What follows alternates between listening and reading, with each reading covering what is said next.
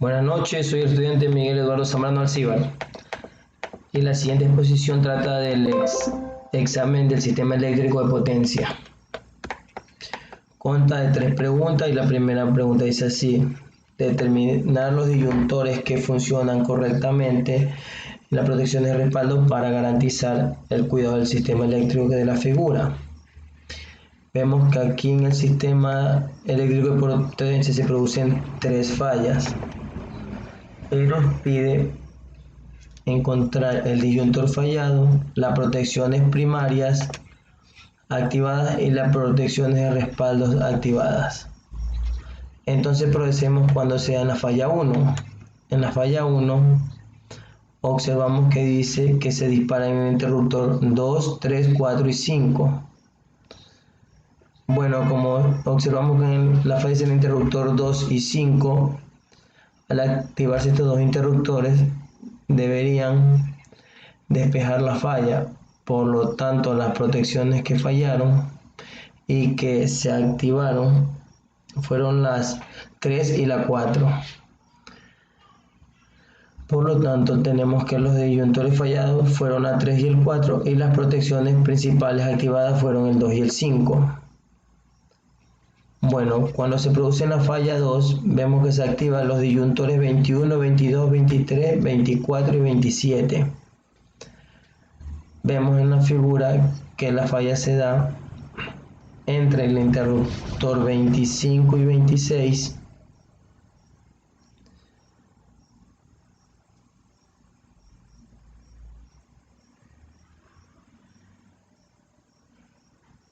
Como vemos que la falla se produjo entre el interruptor 25 y 26 y estos no se activaron, esto significa que estos interruptores fallaron.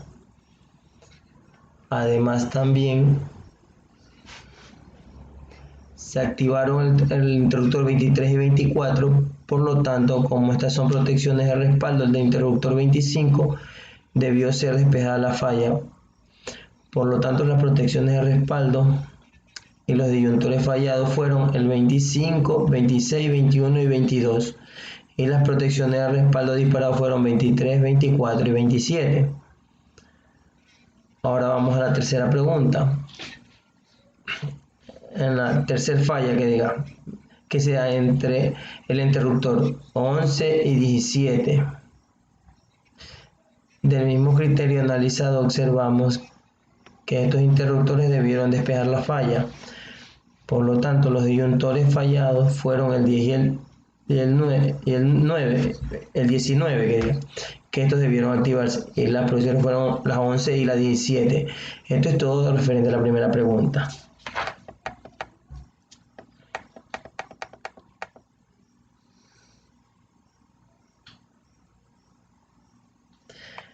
La pregunta número 2 nos dice que se supone que se abre la fase A del interruptor A perteneciente al siguiente sistema eléctrico de potencia.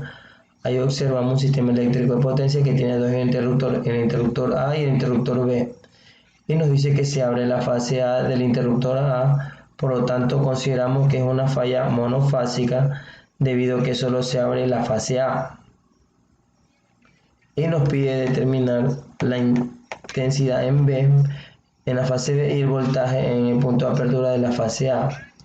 Para ello, como es una falla monofásica, vamos a dibujar los diagramas de secuencia negativa, positiva y cero.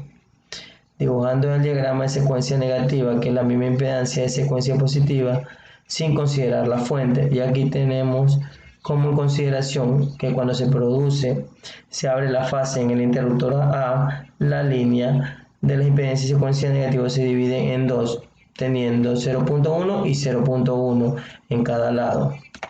Y aplicando el teorema de Thevenin calculamos la impedancia equivalente en secuencia negativa, que nos da un valor de 0.14. Ahora bien, reemplazamos en la impedancia de secuencia 0, considerando las conexiones tanto de los transformadores, generadores y cargas. En este caso solo tenemos un transformador delta Y en el lado de la barra B1, por lo tanto ese lado queda abierto y el resto queda todo cerrado. Y asimismo consideramos cuando se produce la falla entre el interruptor A y el interruptor B. Esto nos da una impedancia equivalente de secuencia 0 de 0.128. Ahora procedemos a dibujar el diagrama de secuencia positiva. A este diagrama de secuencia positiva se le considera la impedancia de secuencia negativa y la impedancia de secuencia 0 en el punto donde se abre el interruptor A. Entonces vemos que este circuito se parece o es similar a un circuito en Y o en estrella. Por lo tanto, vamos a sumar las impedancias de 0.1 más 0.8 más 0.1, que nos da un valor de 0.28. Sumando la impedancia de secuencia negativa y secuencia 0 nos da un valor de 0.268. Y del otro lado del interruptor tenemos que 0.1 más 0.6 más 0.12 nos da un valor de 0.28. Aplicando la fórmula cuando tenemos un circuito en estrella, todo va a ser igual a 0.28 por 0.268 más 0.28 más 0.268 y dividido para 0.268. Esto nos da una impedancia de 0.852. Con el valor de la impedancia procedemos a calcular la intensidad de secuencia positiva. Esta intensidad de secuencia positiva va a ser igual al voltaje aplicado dividido para la impedancia equivalente calculada. Esto nos da un valor de 1.41.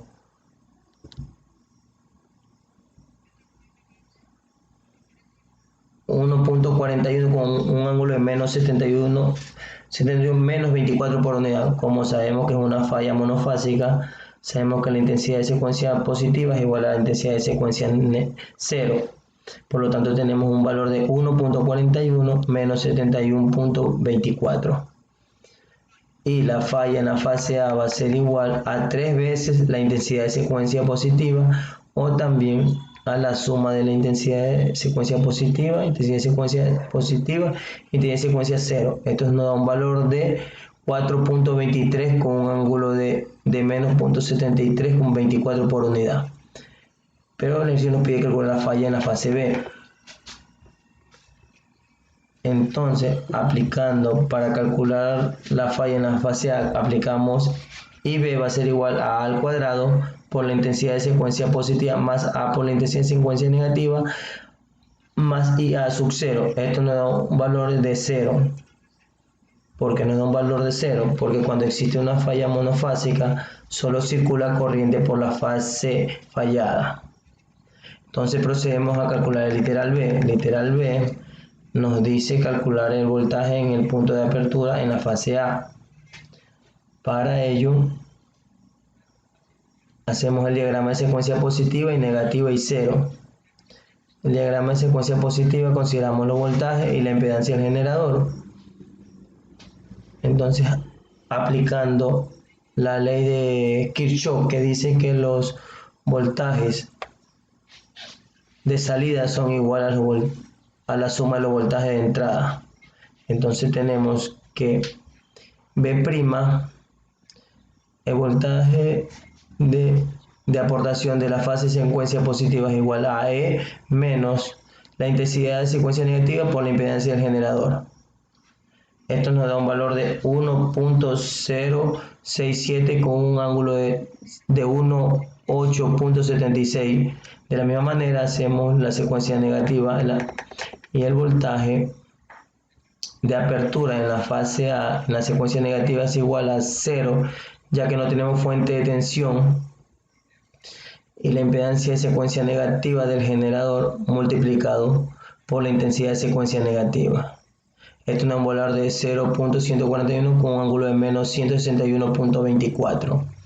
De la misma manera aplicamos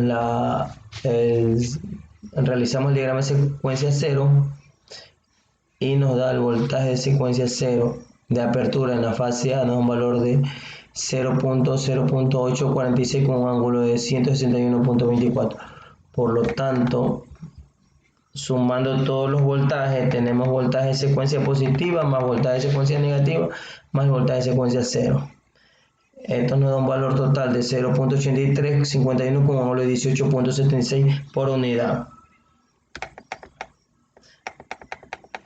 La pregunta número 3 dice que en el siguiente diagrama determina la no confiabilidad.